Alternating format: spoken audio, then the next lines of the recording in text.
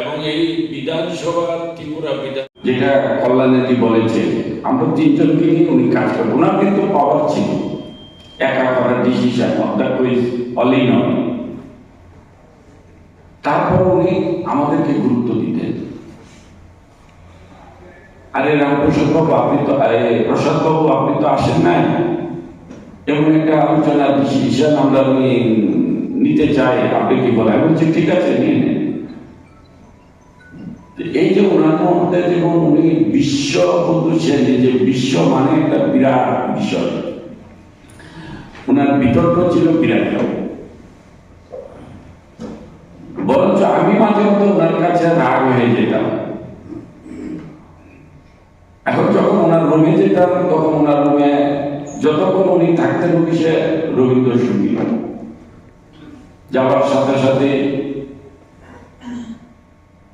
বসতে বলতেন ওনার সাথে চেয়ারটাতে, এবং ওনার এই রবীন্দ্রসঙ্গীত শুনে আমি রবীন্দ্রসঙ্গীতে চলে যেতাম, আর কি নিয়ে দিয়েছি সেটাও ভুলে যেতাম। এটা অনেক সময় আমার কাছে হয়েছে, এবং বলতো হ্যাঁ প্রসাদ বাবু বলেন। এই যে ওনার মধ্যে যে একটা ভালোবাসা হতে পারে, বা এটা একটা ওনারই একটা গড গিফট, ওনার কাছ থেকে আমরা পাই। আসলে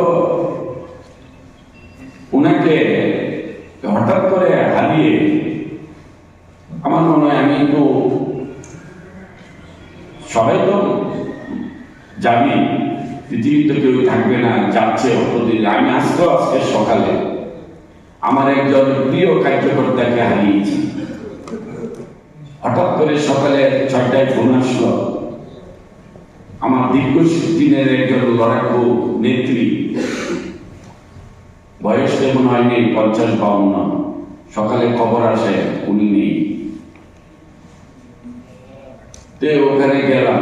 এইভাবে সবাই আমরা কে কখন যাবে এটা কোনো গ্যারান্টি নেই। যেটা বললাম এটা প্রকৃতির বিধান, যখন যার অর্ডার আসে তার যেতে হবে, কেউ আটকানোর ক্ষমতা নেই।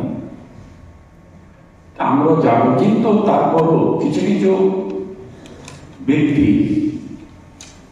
যাওয়ার পথে কিন্তু স্মৃতি রেখে যায়, যে স্মৃতিগুলি আমাদেরকে মনে মনে কাটায়।